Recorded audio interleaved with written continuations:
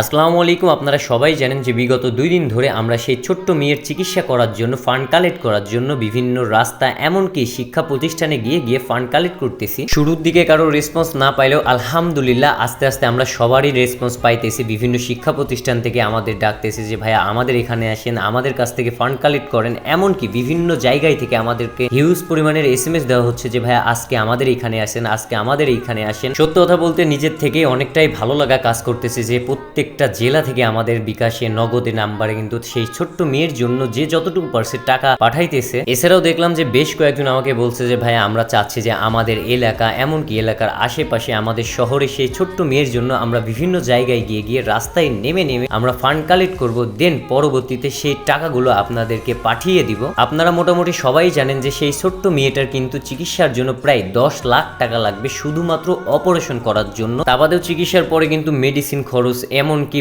বেশ কিছু যাবতীয় কিন্তু খরচ বরচ লাগবে, যার কারণে আমরা প্ল্যান করছি যে শুধুমাত্র 10 লাখ টাকার জন্য না, আমরা বেশি তাদেরকে উঠিয়ে দেওয়ার চেষ্টা করব। শুরুর দিকে এই ছোট্ট মেয়েটার পাশে শুধুমাত্র আমি একা দাঁড়ালেও আস্তে আস্তে আপনারা সবাই পাশে আগায় আসতেছেন, আপনাদের সাহায্যের হাতটা বাড়িয়ে দিচ্ছেন। এমনকি যে যতটুকু পারছেন আপনারা কিন্তু তাদের বিকাশ নগদ এমনকি হাতে এসে দিয়ে যাচ্ছেন। কথায় আছে না, যদি কোনো কিছু মন থেকে করা হয় তাহলে আপনি সবকিছু হয়ে যায়। তেমনি আমি চেষ্টা করছি সেই শুরু থেকে যে এই মেয়েটার জন্য মন থেকে কিছু করার জন্য। এমনকি আমার দেখা দেখি বাংলাদেশের অধিকাংশ জেলা থেকে কিন্তু সেই কাজটা শুরু করে দিয়েছে আলহামদুলিল্লাহ। সত্য কথা বলতে আমরা মাঠে নামার একটাই কারণ যে আমরা যত দ্রুত পারি সেই বাচ্চা মেয়েটার জন্য কিন্তু ফান্ড কালেক্ট করব, এমনকি খুব দ্রুত আমরা তাদেরকে ইন্ডিয়ায় পাঠাই দিব। আমাদের মানা ফাউন্ডেশন থেকে আমাদের সকল ছাত্র ছাত্রী এমনকি আমি নিজে কিন্তু দিন রাত এক করে দিচ্ছি সেই ছোট্ট মেয়েটার চিকিৎসার টাকা জোগাড় করার জন্য। আমার একটাই রিকোয়েস্ট থাকবে, আপনারা আমার এই ভিডিওটা যে যেখান থেকে দেখতেছেন আপনাদের পায়ে পর্যন্ত ধরতেছি, আপনারা আগায় আসুন। এমনকি আপনাদের নিজ নিজ গ্রাম বলেন, শহর বলেন,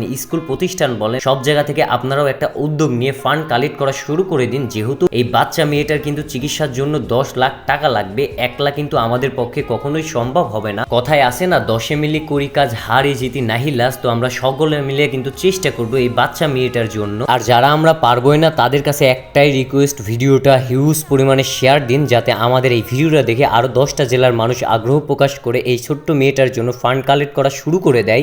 তো মোটামুটি আমাদের টাকা গোনা শেষ। মূলত আমরা দুইটা স্কুলে গেছিলাম। আমরা প্রথমে দিক ভাবছিলাম যে বক্স যেহেতু অনেক ভারী হয়ে গেছিল, আর বক্স ভারী হওয়ার একটাই কারণ এই যে খুচরা টাকা।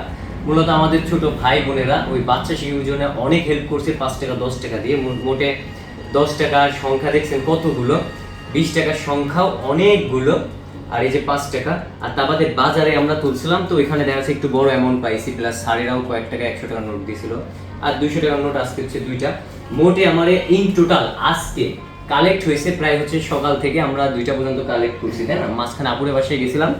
তো মোটে হচ্ছে 5,935 টাকা আজকের কালেক্ট। তো এগুলো আমরা হচ্ছে আরো 2 দিন 3 দিন কালেক্ট করব।